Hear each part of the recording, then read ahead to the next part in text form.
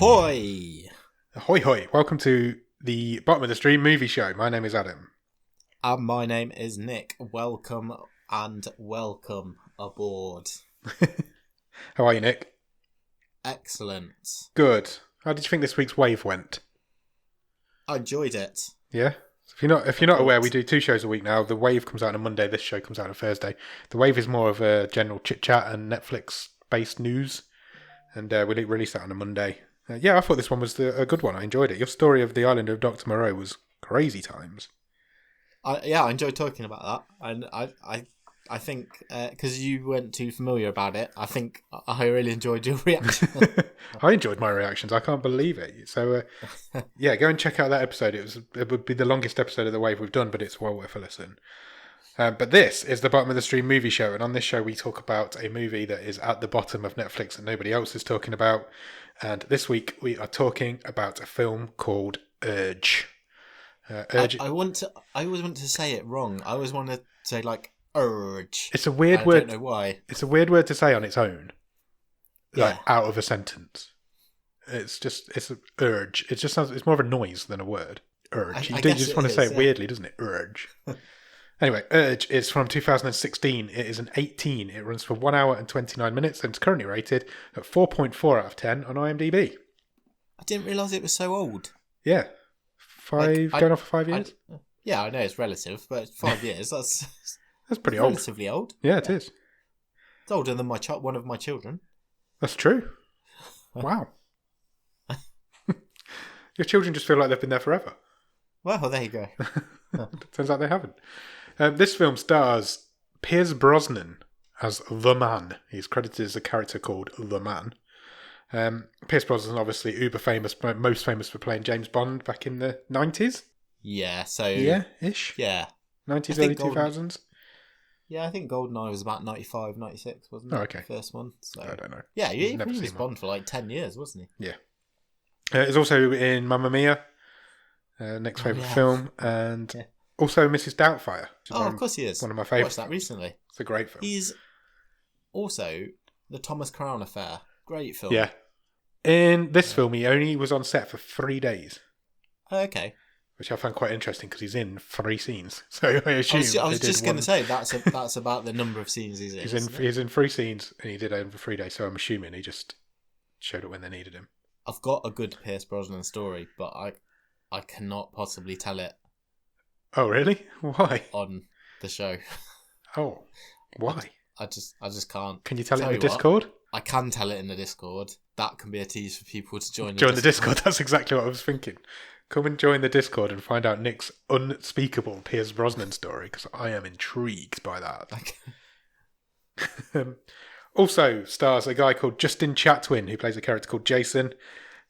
He's most famous for being in the American version of Shameless, and he's also in 1 episode of Lost. Was he? I'm also always going to mention people who are in Lost.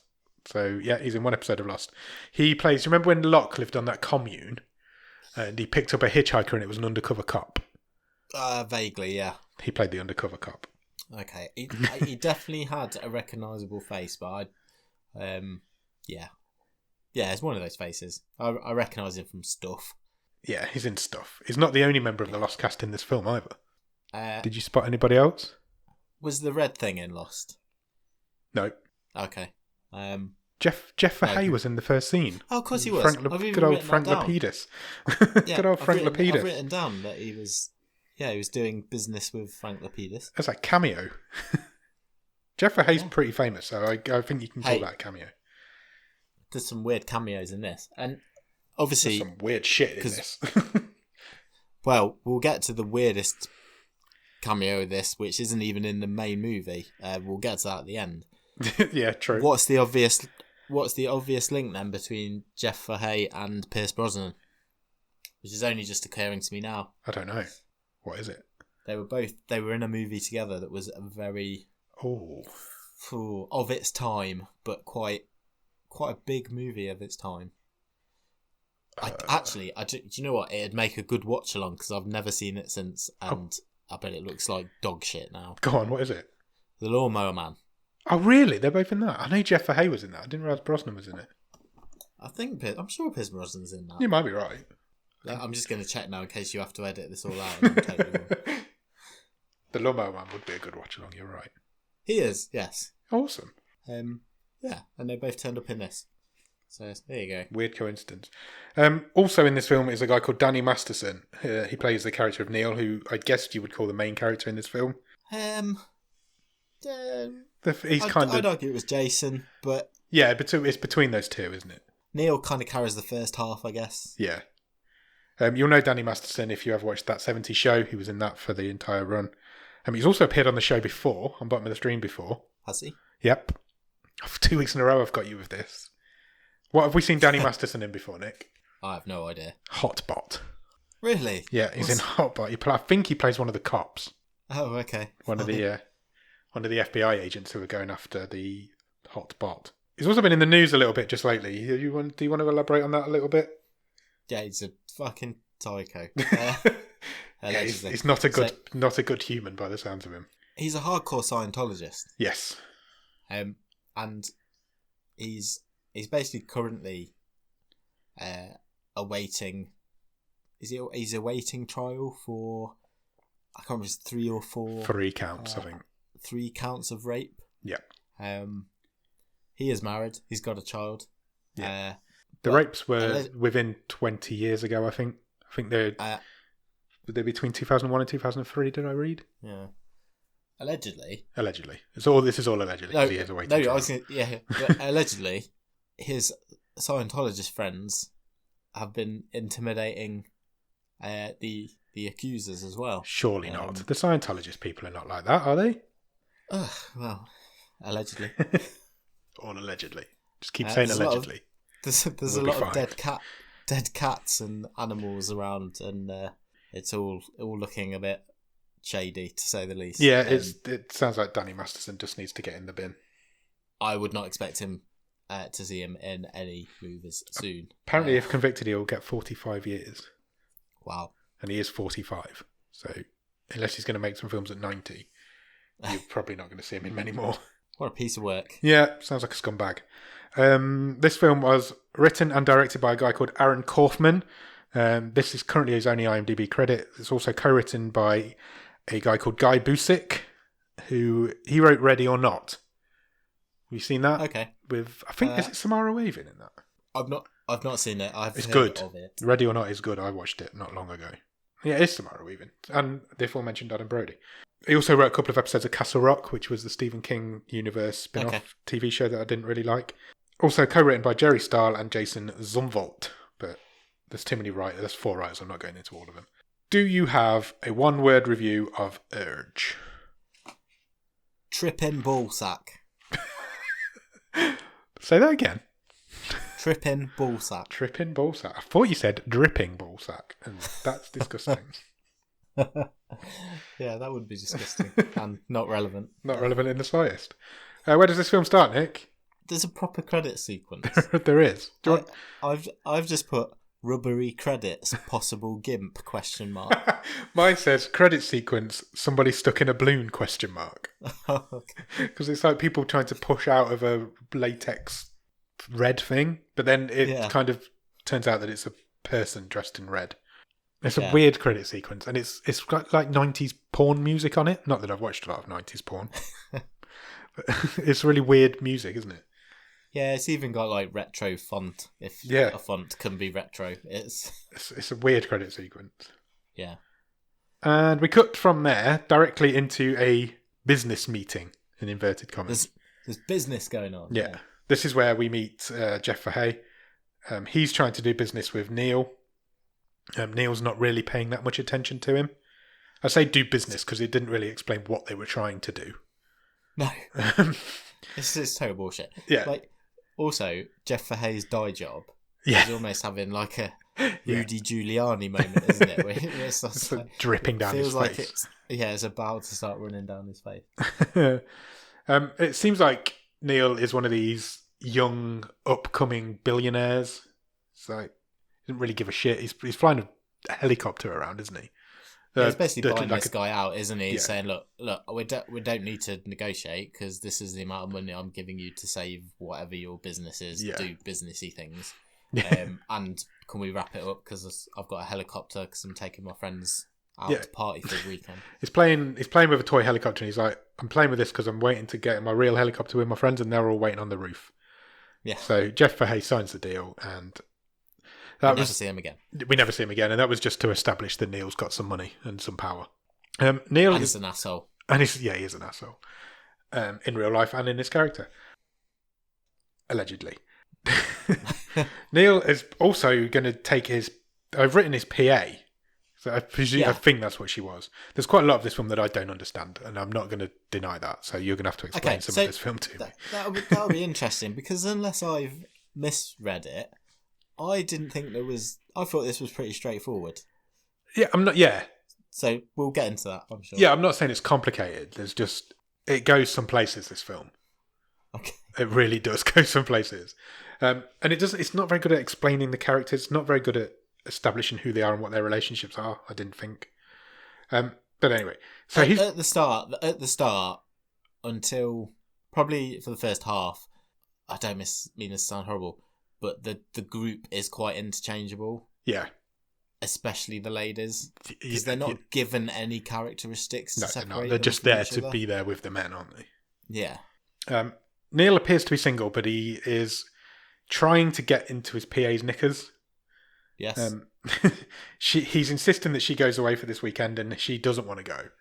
She's like, your friends are all dickheads. fucking idiots. Why would I want to spend my free time with them? Yeah.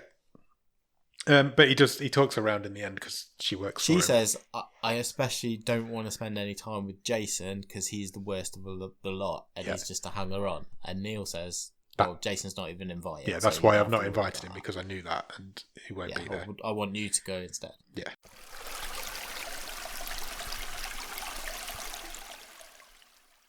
He meets up with his friends on the roof. They all get in the helicopter. He tells them they're about to have a weekend they'll never forget. When they arrive at this like multi-million-dollar mansion. As soon as they get there, Jason is there and he's having sex in a window. Yeah. He's also wearing, I have to point out, like a denim play suit. Yeah. So they establish him as this like weird character from the start, but he doesn't really live up to that for the rest of the film. He isn't this playboy, sex maniac, crazy, like doesn't give a shit about anything other than in this first 5 minutes. He's arguably less weird than any of the rest of them. Yeah, he's the most normal one. He doesn't have a job and he is a bit of a hanger-on. That's all we know about him. He's not the rich guy that the other three are.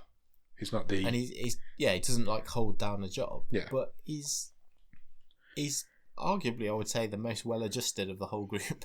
Yeah, and there's a reason for that, but which we'll get to. But yeah, he isn't the character that they establish in the first meeting of him. He's put on some food. He seems to have got there earlier than everybody else somehow. Yeah. He's put on some food. They start eating some food, and then he reveals that he's done a painting. Yeah. He's made a mural on the wall of the mansion. Was this not a bit inappropriate? Yeah.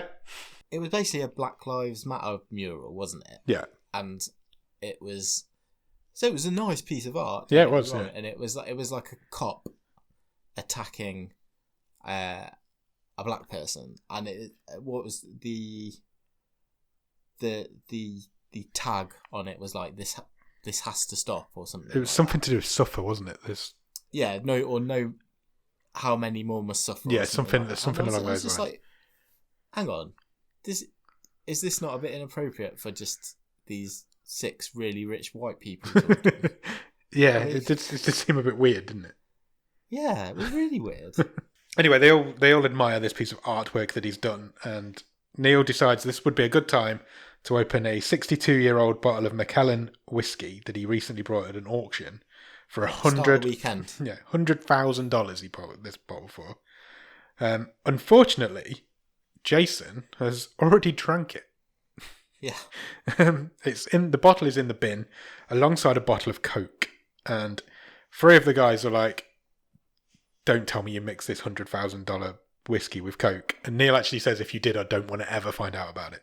So I thought it was quite a good little scene, actually. Yeah. Cut from there, there's some banter between the lads about the different various girls. They're horrible to women. Yeah. Vic's girlfriend's too hot for them is basically where this goes off. Danny is one of the other guys. He decides that he's off women. He announces that he's not having any more women. Because he can't get any. Because he can't be, yeah. And it comes out at this point that the PA, who's called Teresa, I believe, the boys know her as the droid because she's a bit of a robot. Yeah. It's also being made out to them that Neil and the droid are in a relationship together, but they aren't. No. And it makes that very clear to him because she and him end up in their bedroom or in a bedroom together. And he's like, we need to make these guys believe that we're in a relationship. And he actually... because that's what I've told them. Yeah, because I've told them that. And you work for me, so you need to make that lie hold. And he actually talks her into sharing a bed with him. Yeah. Which, knowing what we now know, allegedly, about Danny Masterson, is a difficult scene to watch. Yeah, and he says, well, you'll be on your side, I'll be on my side, but we've got to keep up the pretense. Yeah. So yeah, it was a weird opener. Not really sure why she agrees to it. I presume she gets paid really well. Yeah, I guess so. Cut from there, they head to a nightclub. We've established our characters, we've met our characters, we know where the rest of the film's going to take place now. Let's move the film along. So we go to a nightclub. They get there and there is a line outside this nightclub. Now, these people are very rich and rich people don't stand in lines. So they try to skip this line, don't they? They go and talk to the bouncers. Yeah. And they actually get turned down. And the bouncer says, you can't just come in, there's rules. Really randomly, there's some big eyes on the side of the building. It's like a video. And the eyes seem to give them permission to let them in. Yeah, the bouncer gets a message. Yeah. And they get let in. And they get let in, they get shown around. It's a very ornate, like architecturally beautiful place. Yeah. There's like a grand staircase in there. There's loads of people in there. People keep asking them if they have any. And one girl starts kissing Danny just out of nowhere. But none of them know what they're talking about. And they haven't got any, in inverted commas, of whatever these people want.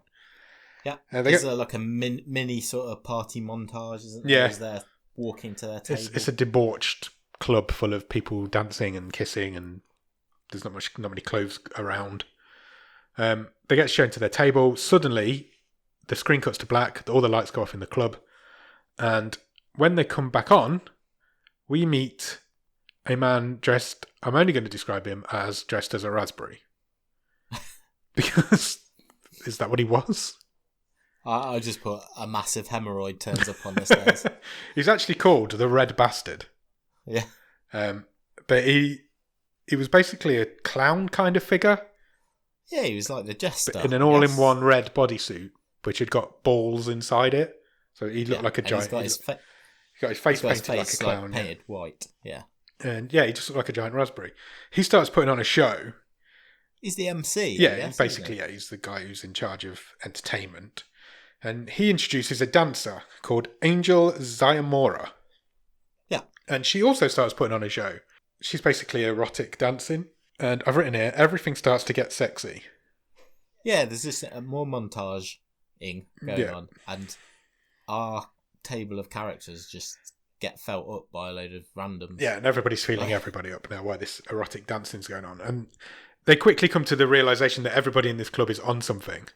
Yeah, because they keep saying to each other, oh my God, we've got to try whatever these people are on, we want some. We're missing out, yeah. And then the Red Bastard, which is a great name, to be fair, he comes over and he grabs Jason and he's like, you need to come with me.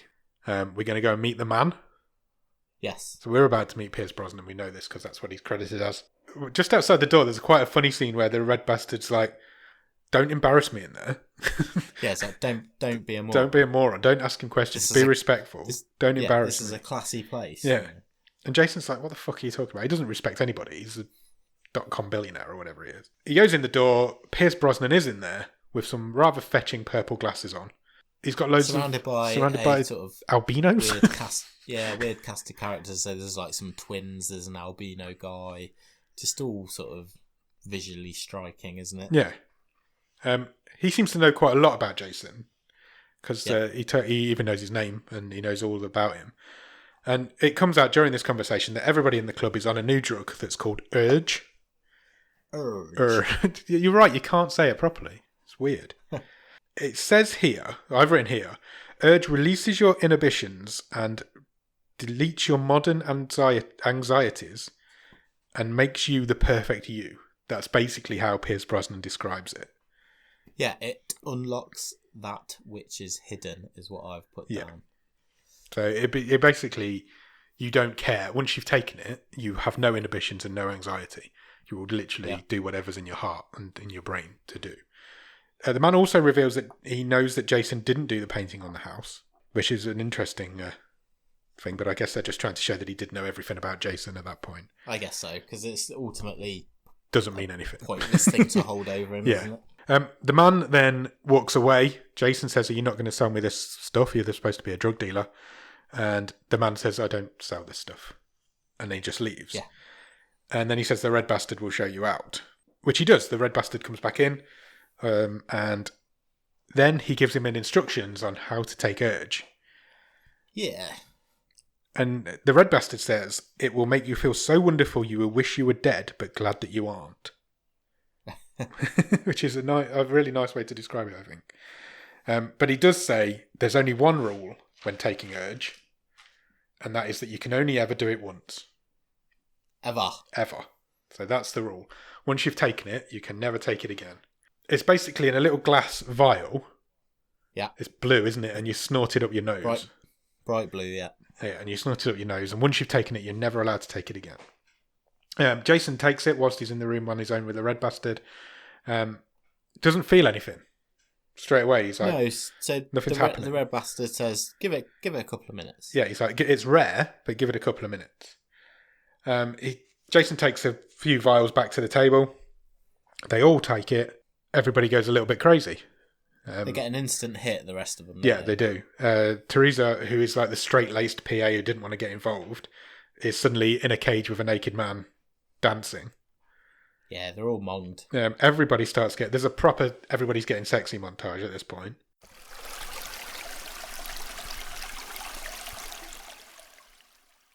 Neil comes over to Jason after a little while, because Jason's still standing at the bar. He's like, "I'm not getting this. I'm not feeling it. Nothing's happening to me." And Neil comes over and he says, every cell in my body feels like it's in the right place. And so all of his friends come back over to him and they figure that he won't feel it because he always feels like this. This is just his natural state. They're convinced that because he's not got any responsibilities. He doesn't have any inhibitions or anxieties. Yeah, he doesn't need to cut loose. Yeah. I mean, is that really what's happened? No. Is that a lazy way of this film telling us that's why nothing happens to Jason? Possibly. I don't think so. I'm not buying it. Because it never really gets mentioned again. No. So what he does at this point is he takes another dose. And then the film, which is specifically been told not to do. And then the film cuts away and we cut to the next morning and it's breakfast time. And group are kind of gradually getting up, aren't they? And talking about what happened the night before. It turns out that Vic and his girlfriend, I didn't get her name. I don't know what she was called. Denise, I think. Okay, she was down on her knees. And they did the naughty on the dance floor in the middle of the club in front of everybody. Yes, they put on quite the show. Yes. And everybody had done some sort of debauched thing in this club, except for Jason. Jason's just standing at the background like, nothing happened to me. And then Neil comes out and gives them all a new iPad. Yeah. He's like, "Here, have an iPad, everybody. It's got today's schedule on it." Yeah, he's like, "I have organised your fun for the day." And it starts with, he says, "We're going to start with a massage. And then you've got a choice. You can go scuba diving, you can go yoga, or you can go and have a tennis lesson with Pete Sampras." It was so random that they just name dropped Pete Sampras. It really was. Then after that, we've got some more stuff going on. And then tonight we've got dinner at Arcadia at the chef's table in the kitchen. However, none of them are excited. None of them are excited. And Neil can't understand why none of them are excited about this awesome day that he's got planned for them. Because all they want to do is go back to the club and do some more urge. Yeah. Jason's like, "Nah, fuck that. I'm not doing that. It doesn't work on me anyway." But they talk him around. They get him to come. They get him into it. That night, before they go out, somehow they've got some more urge. I've put this. Where the hell did they get it from? Where did it come from? Bearing in mind that you're not supposed to take more than one, so nobody at the club would have given them any more. Yeah, it seemed like a pretty massive plot hole to me. Yeah, agreed. I've written plot hole question mark because I didn't understand where it come from, and I'm glad you didn't either. No, it was never addressed, so they've just got more. Yeah, from somewhere. They all take it, including Jason, and then the film cuts to black, and we cut back in to Jason wakes up in a bed with loads of people watching him. Yeah, in the house. In the house. So we're made out like he didn't understand what had happened, where the time had gone. But yeah, and this was confusing as well because it was an unresolved plot point because he's it's almost like he's blacked out. Yeah, but we know it doesn't work on him. So why is he blacked out and forgotten everything? Exactly. Because you never see him the film starts to unravel slightly. A drink, do you? No. So.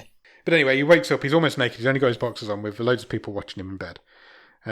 He gets dressed, goes downstairs. There's a party going on at the house. It turns out they've been to the club, which is called Volcano, apparently. It got weird, so Neil invited everyone back to the house. Yeah.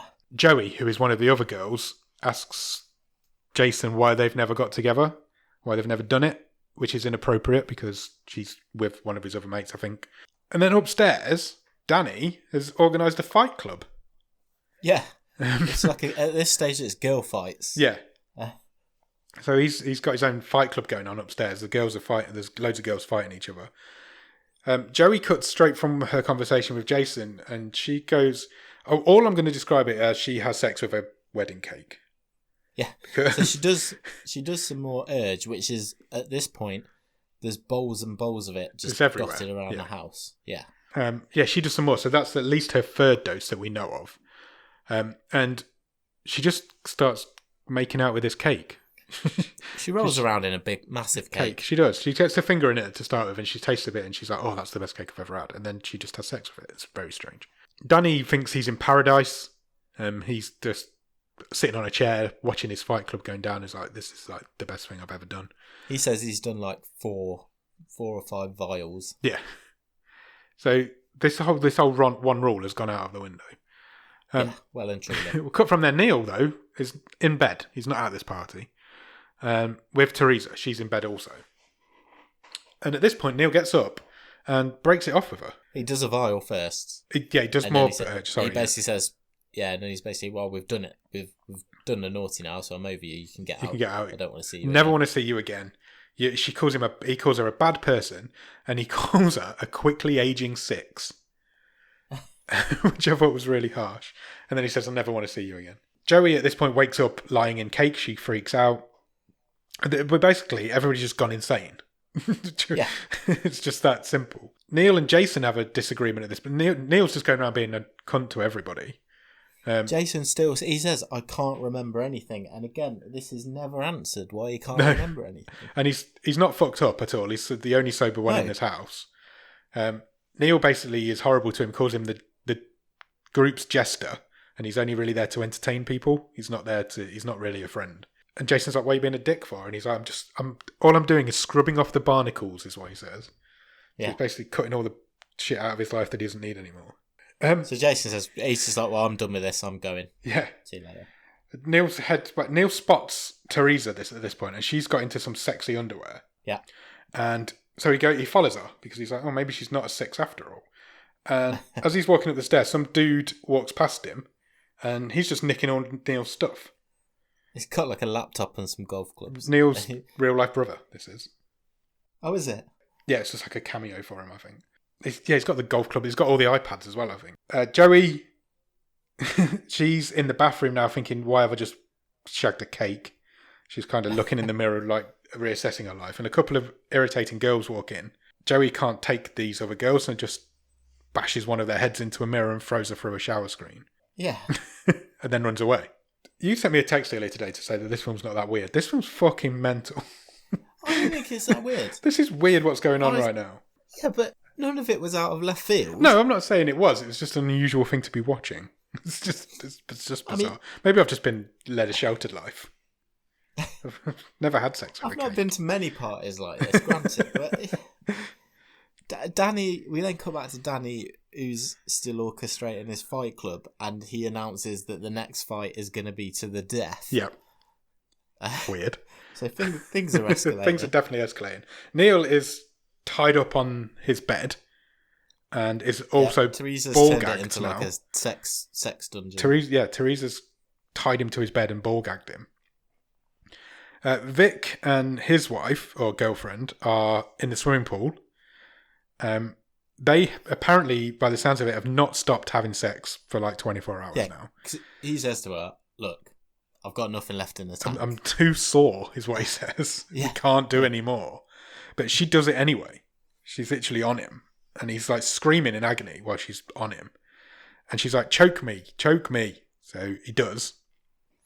And she starts calling him like a fat piece of shit. Yeah, she's really horrible to him. He's a good looking guy, but he does say early in the movie he was a husky youngster. So he's obviously got these issues, so she's like giving him all the shit, and it's really turning him on. Yeah, but also at the same time he doesn't want to be turned on because he's in agony.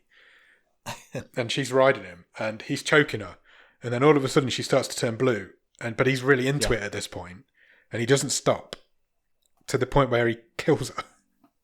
He chokes her to death and doesn't even realise that he's done it.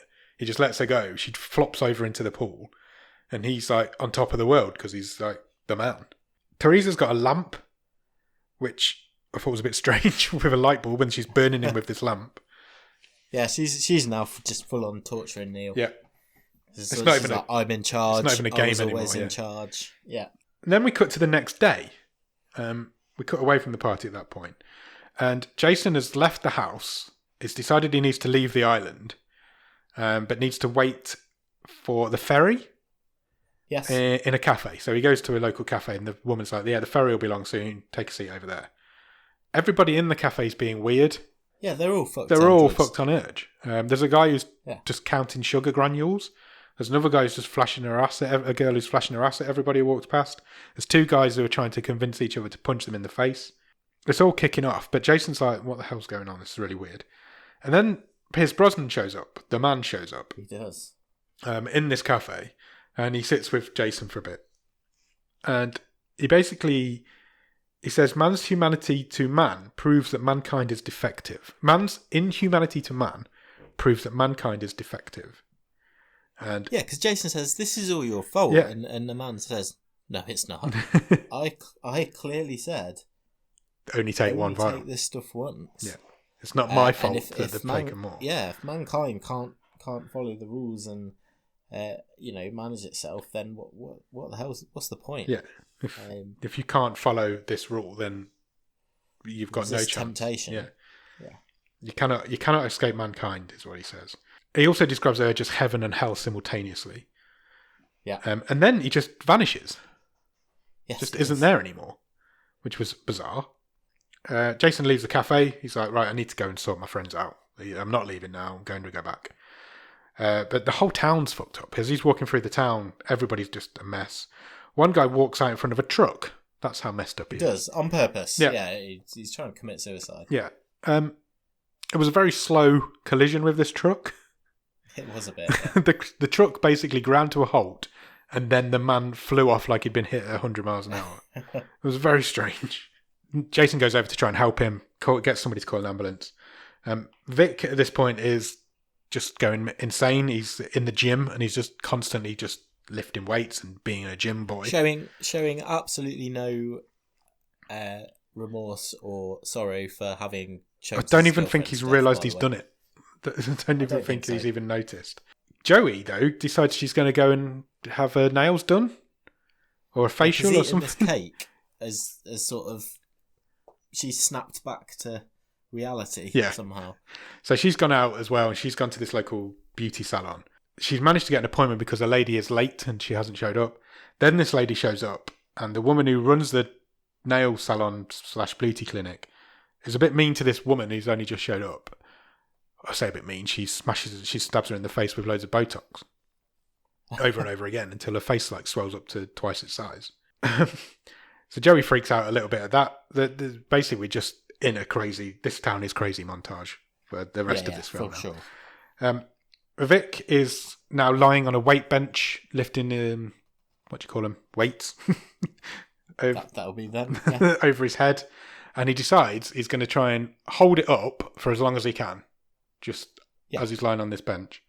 But it turns out it's not very long, and he drops it. He sort of talks to himself, isn't he? You're not fat. You're not fat. Yeah, and then he drops the weights, and his head explodes. Yeah, all up the wall. So that's another one down. We've lost another one. Teresa is still upstairs torturing Neil. She's still burning him with this lamp. At this point, Neil's done. He's like, kill me. I've had enough. I don't want to do this anymore. Finish me off. I'm finished. And she's like, no, I'm not giving you the easy option. And she just walks away from him and leaves him there tied up on the bed. She's crying. He's crying. Everybody's crying. Jason arrives at the hospital with the guy who got run over by the truck. Remember him? There's loads of crazy people in the A&E department, including Joey. Joey's there. Yeah. Because she's brought the Botox lady. Yeah. And then Kevin Corrigan walks out.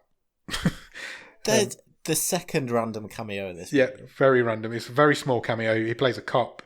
You'll know Kevin Corrigan from Results if you've been following this show for a while. He was also in Community for a bit, wasn't he? Yeah.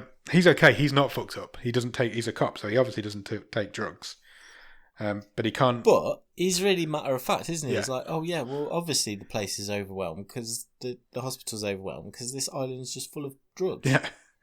And he's very. What do you expect us to do about it? Yeah, what can we do about it? I'm just a cop. And then he gets shot in the head.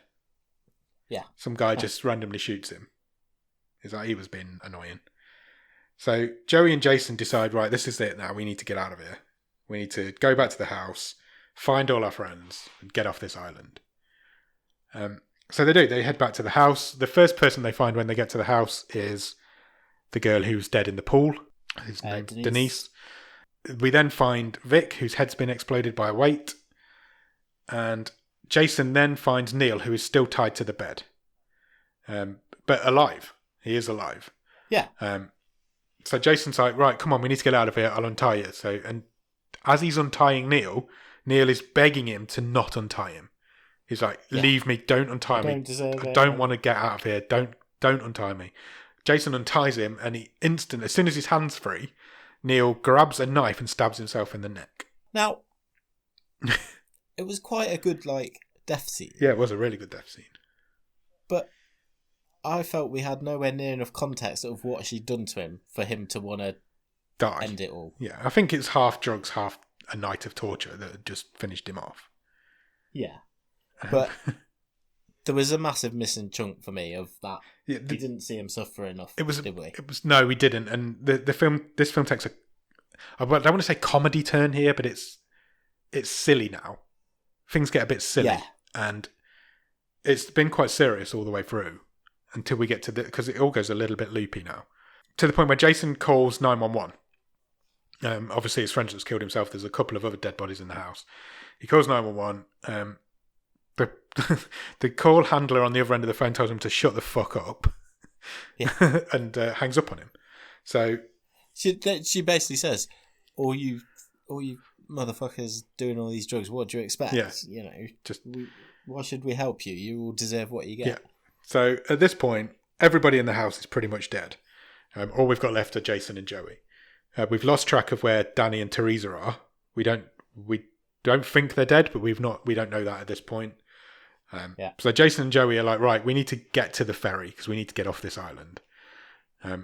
There are crazy people everywhere. They get to a beach, which I presume is near the ferry because obviously the ferry's going to be on the sea. And they find Teresa. She's coming the other way. Yeah, she's going. And sort of says to them, "Don't go that way. It's full of crazy people." I'm going back to the house.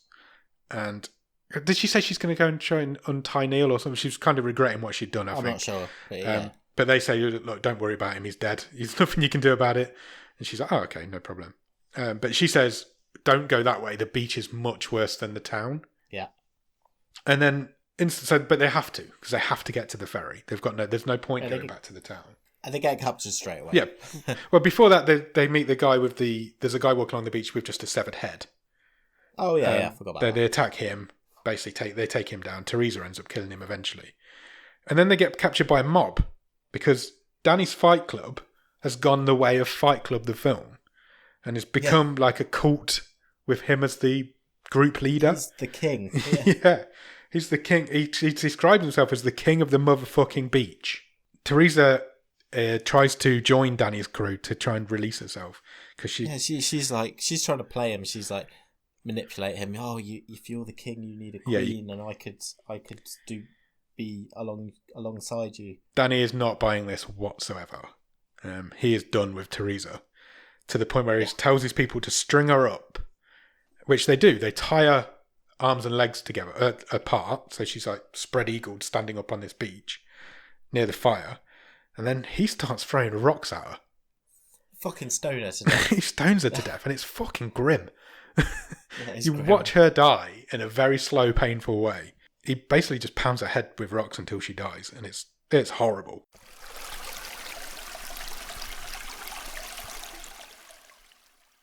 Jason and Joey realise that there's nothing they can do. They need to leave. They can't save Teresa at this point. So they leg it to the ferry. Yeah. When they get to the ferry the ferry leaves. And when they get inside, we realise that the ferry is full of the same people that the man had in his room right at the beginning. So the albino's there, the two twins, and the red bastard is there. Yeah. So Jason figures out quite quickly, well, if they're all here, somewhere the man is here.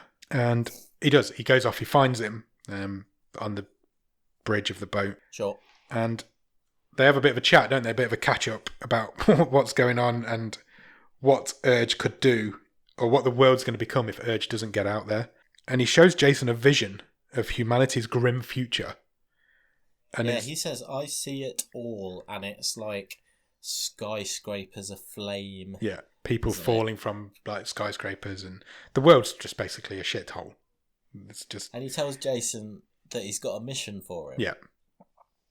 And that he wants Jason to take the Urge, and he says, take it into the cities, take it into the world. Make it worldwide. Because humanity deserves everything it gets. Yeah. And if people take Urge properly, as they're supposed to, there's no issue. Yeah. But it's a test. Yeah, it's basically a test. But if they don't, then the whole world will become what that island has become. And Jason kind of says, I'm not doing Yeah. that. Why would I do that? And then the man goes all Darth Vader on him. Yeah. And he force chokes him. Yeah, he does. He exactly as like Darth Vader. Yeah, just holds his hand out as if he's choking him, but not near him. And then he disappears again. Yeah. And then Jason goes back into the boat. All the other people have disappeared as well. The red bastard, the twins, the albino, they've all gone as well. Joey's still there.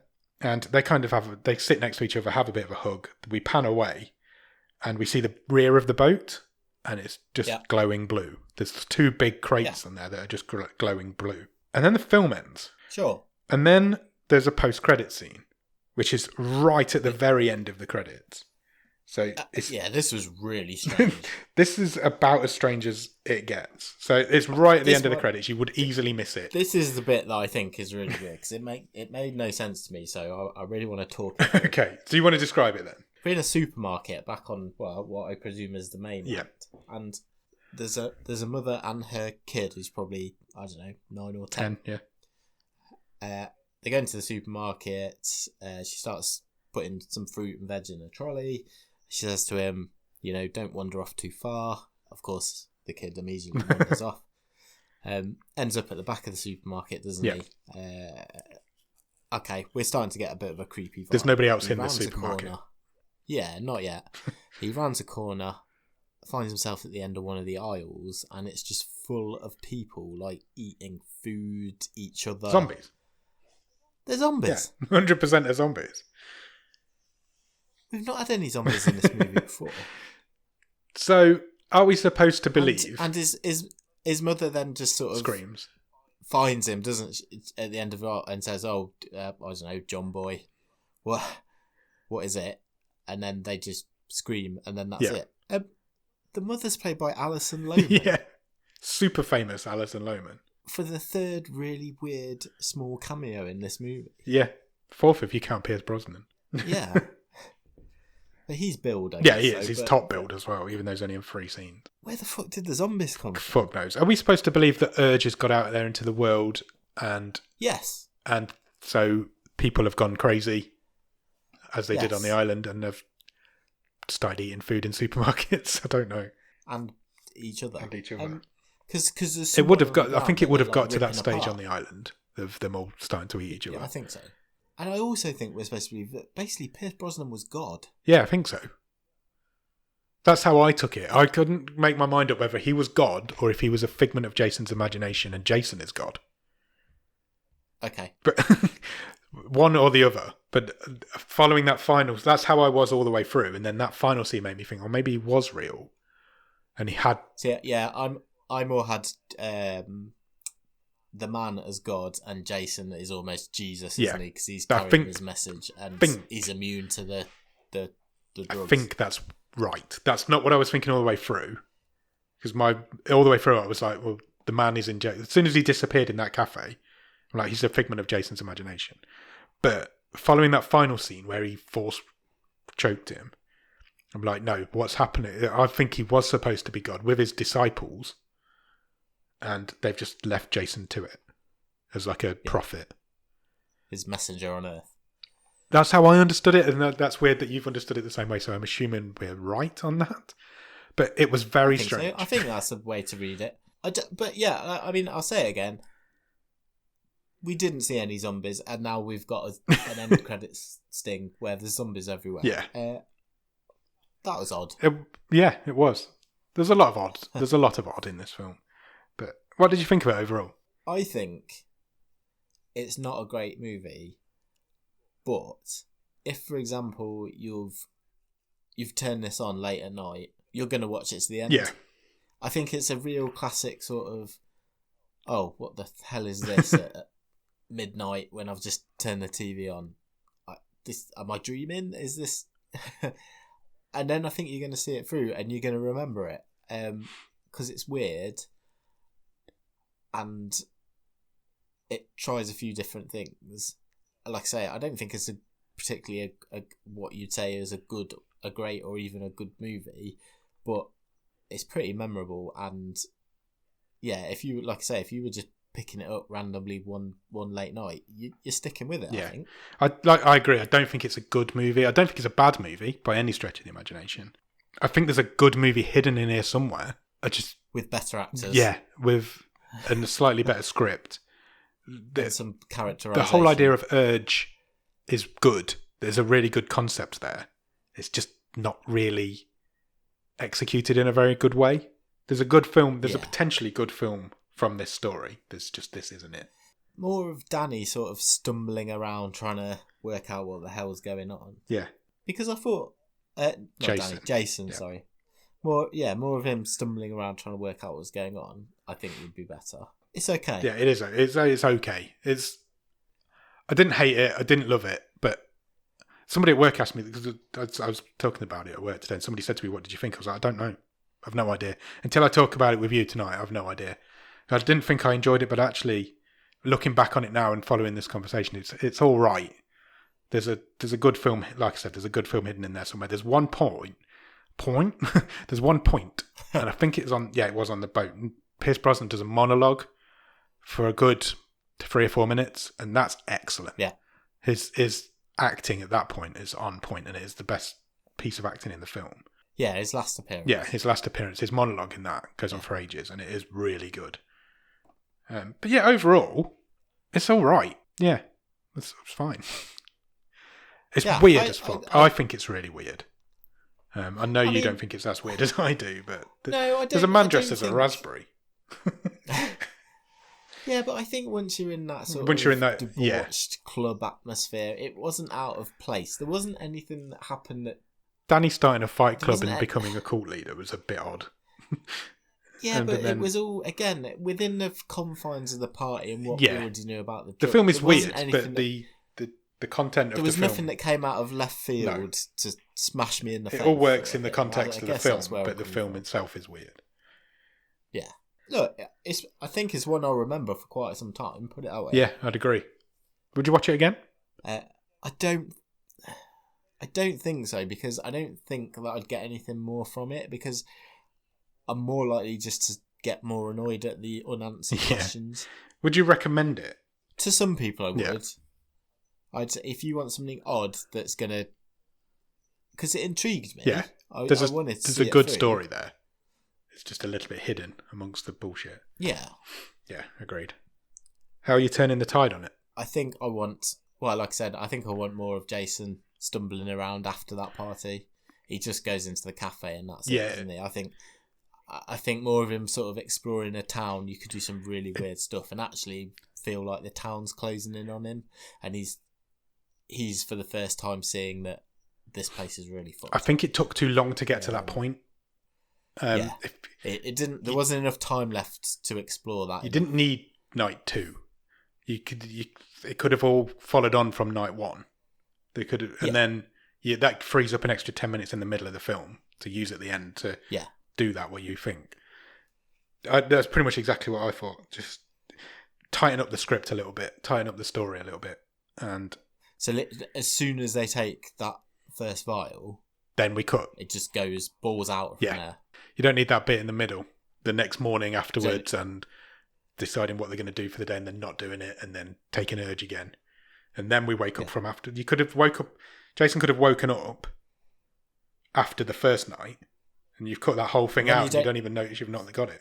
And you freed yourself up. And you don't have to address why he's got parts of his memory missing, or you can make that a big plot point if you want. Go either way, I don't care. Just to explain. All you lose from that is the Pete Sampras reference, which made me chuckle. I thought at some point he's going to turn up as a cameo, but he didn't. Yeah, me too. I was like, is he going to cut to him looking sad because no one took up the option of tennis lesson? Yeah, I think tighten up the script and use the extra minutes at the end would, as the final act would work better. Yeah. Cool. Do you want to talk stream table? Yeah, let's do it.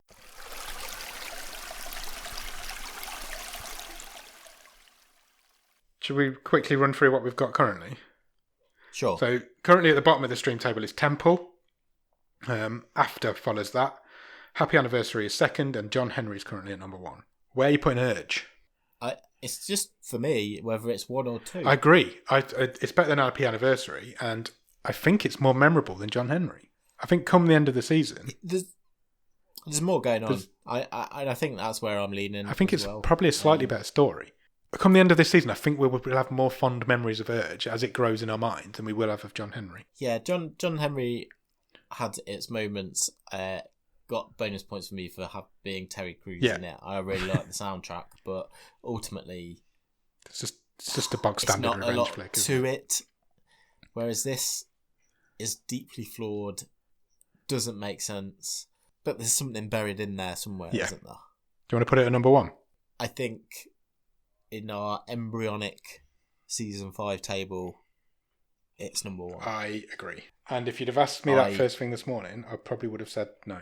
So, really? Yeah, it's just this conversation's really helped me form an opinion on the film, because I didn't really understand. I didn't really know what I thought of it until me and you have talked it through. It's one of those for me. Interesting. Cool. I would also say that if this is anywhere near the top by the end of the season, we've had a bad season. Woe betide us. Yeah, I don't think it's going to stay there. That's for sure. I hope it doesn't. Talking of next films, then, do you want to pick the next one? Let's do it. What do you want? What are you looking for next week? I feel like we've not had like an action film for a while. Yeah, like a John Henry never really went there, did it? Guns blazing. Yeah, let's go for that. Let's see what we get. It has picked a film called Room 205. Okay. You got any ideas what that's going to be? So I'm purely lazily going to say it's a horror, thinking of like 1408. It does. When you see things like that, it does sound exactly like a horror film, doesn't it? Room something. It's a haunted hotel. Surely it's got to be. It's got to be. Right, let's have a look. Oh, right. Okay. Room 205 is a Danish horror film. It's from 2007. Not doing a Danish film. It's quite old. It's 2007. What, 14 years ago? 4.4 on IMDb. Do you want to know the synopsis? Yes, please. The tagline is a fast-paced supernatural teen slasher. The synopsis says, Catherine moves to a student residence in Copenhagen. She's told the myth of a ghost from room 205. But when a mirror breaks, an evil spirit is released and the body count starts. Brilliant. Nice little Danish horror. Why not? From 2007. Let's do it. Oh, it says... That's weird. It says on IMDb from 2007, and then on the release date bit, it says November the 10th, 2012. Okay. We'll see if we can find some info. Oh, okay. It came out in Denmark in 2007, was released in the UK in 2012, and released in France in 2021, randomly. Okay, so yeah, go and check out Room 205, and in the meantime, check us out on Instagram, Twitter, and Letterboxd at BOTS_podcast, Facebook.com/bottom of the stream. The email address is bottomofthestream@gmail.com, and the website is bottomofthestream.com. On the website, you'll find every episode we've ever recorded, all 5 season stream tables as soon as I get them updated. There's all sorts of cool stuff on there. The Botscars are all on there now. The Oscar winners are on there. You can even buy some merch from there, which would be nice. Support the show. If you're talking of supporting the show, if you want to do that, come join us over on Patreon, patreon.com/bottomofthestream. On there, for a couple of quid every month, you will get bonus episodes. You'll get early access to episodes. You get the movie show 4 days earlier than everybody else. Nick writes a newsletter every month. You get a wild card if you come in at a certain level, so you can pick the film. And also, come and join us on Discord. We have a lot of fun on Discord. We're talking about Alice in Borderland a lot on there now. There's loads of cool stuff in there. It's a good community we're building up. The link to the Discord will be on the bottom of the show notes. If you can spare 5 minutes, then please consider leaving us a review anywhere that you can review podcasts. This could be Podchaser, Podbean, Apple Podcasts, Spotify, Cephalopod, Nice. any of those. Yeah. Because it really helps our algorithm and put us in front of more people's eyes and ultimately in their ear holes. Definitely. I tell you what you could do. Start a fight club. Yep. And the prize being that the winner gets to write a review. Nobody dies. Good. No. I don't want that. So yeah, do all of that. Definitely check out Cephalopod. It's just released its latest update. It's a podcasting app that's run by a couple of people that we know, and it's really, really the future of podcasting, we believe. So definitely check that out. And yeah, go and check out Room 205, and we'll be back on Monday with The Wave, and next Thursday to talk about it. Cheers. Bye.